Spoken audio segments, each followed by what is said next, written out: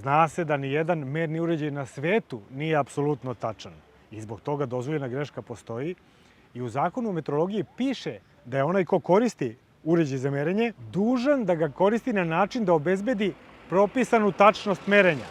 To znači da bi trebalo da uzme u obzir tu dozvoljenu grešku. Osim toga, u specifikaciji proizvođača tog mernog uređaja za merenje brzine piše da postoji dozvoljena greška. Pitali smo u Direkciji za mere i dragocene metale zbog čega daju odgovor da se izmerena brzina smatra konačnom kada se zna da nije uzeta u obzir dozvoljena greška.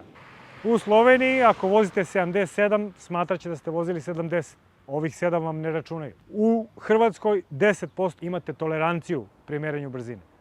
U Mađarskoj uopšte neće da vas kazne ako niste prekoračili za više od 15 dozvoljenu brzinu. U drugim zemljama tolerancije se uglavnom kreće od 5 do 10%, a negde čak i do 20%.